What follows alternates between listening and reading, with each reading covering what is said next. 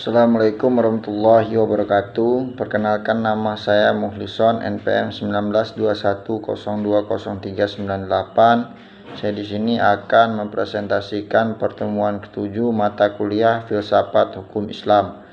Materi sumber hukum Islam. Sumber hukum Islam yang pertama yaitu Al-Quran. Al-Quran berkedudukan sebagai sumber pertama dan utama dalam hukum Islam. Kedudukan ini mengharuskan umat Islam memahami pesan-pesan yang dikandungnya untuk dilaksanakan dalam kehidupan.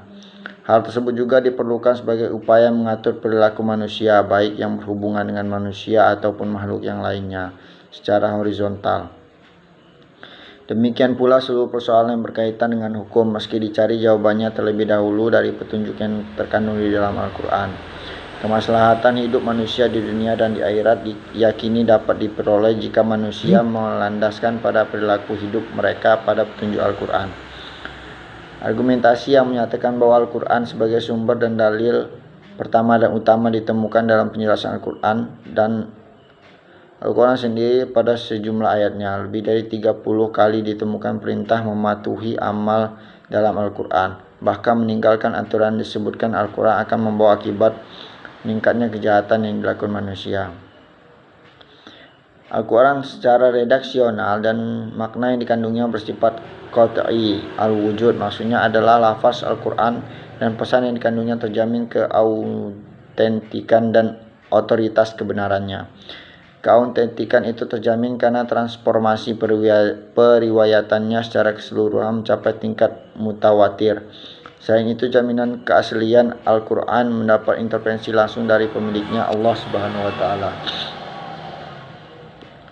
Yang kedua yaitu Al-Sunnah. Pada uraian sebelumnya telah dijelaskan bahwa Al-Quran sebagai sumber utama dan yang paling utama dari hukum Islam yang bersifat global yang membutuhkan penjelasan secara operasional.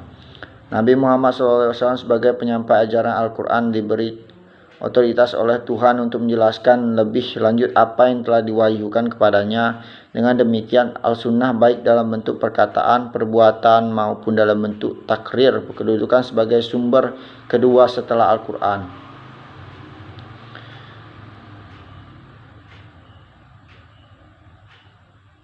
Kemudian, akal dan proyeksi ijtihad. Pengertian akal menurut Al-Quran, lebih khususnya menurut pengertian pra-Islam, yaitu bahwa memperhatikan alam sekitarnya dengan otak, yang dimana otak adalah organ tubuh akal. Artinya akal itu sendiri tempat terdapat di dalam otak seseorang yang digunakan untuk berpikir, dan berdasarkan pemikiran itu maka lahirlah suatu ide atau gagasan mengenai suatu masalah yang dipikirkan. Sebagaimana telah kita ketahui bahwa Allah Subhanahu wa Ta'ala menciptakan manusia berbeda berdasarkan akalnya dengan makhluk hidup lainnya seperti hewan dan tumbuhan. Berdasarkan perspektif Islam, peran akan dibagi dua, yaitu yang pertama, memahami nilai-nilai ajaran agama. Apabila ada doktrin yang kurang jelas, akal akan merumuskan pelaksanaannya. Adapun ketika sebuah doktrin agama memiliki nilai-nilai sosial, akal bertugas menerjemahkan dalam konteks kehidupan kekinian, bukan untuk mengubah doktrin, melainkan menemukan pelaksanaan doktrin. Yang kedua, akal bertugas memilih dan menyeleksi doktrin agama. Terkadang ada doktrin agama yang temporer, madaniyah, dan doktrin agama yang selalu kontemporer makiyah. Terkait hal ini akan bertugas untuk memilih kemungkinan terbaik pelaksanaannya. B. Proyeksi ijtihad. Ijtihad menurut bahasa berarti usaha yang keras dan bersungguh-sungguh, sedangkan pengertian dari segi istilah ijtihad adalah berusaha menetapkan hukum terhadap masalah yang belum ada ketetapan hukumnya dalam Al-Quran dan hadis, yang dilakukan dengan secara cermat dan pikirannya murni serta berpedoman pada aturan penetapan hukum yang benar. Rujukan ijtihad tetap pada Al-Quran dan hadis, dalam arti bahwa penetapan hukum ijtihad tidak boleh bertentangan dengan ayat-ayat Allah Subhanahu wa Ta'ala atau ajaran Rasulullah Sallallahu Alaihi Wasallam. Ijtihad diterapkan dengan beberapa cara, antara lain ijma' dan qiyas. Ijma' adalah kesepakatan para mujahid pada suatu masalah setelah Rasulullah wafat terhadap suatu masalah.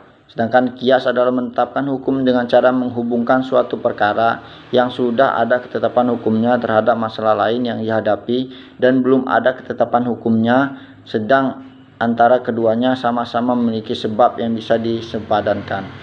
Sekian dari saya akhiri, wabillahi taufiq wal hidayah. Wassalamualaikum warahmatullahi wabarakatuh.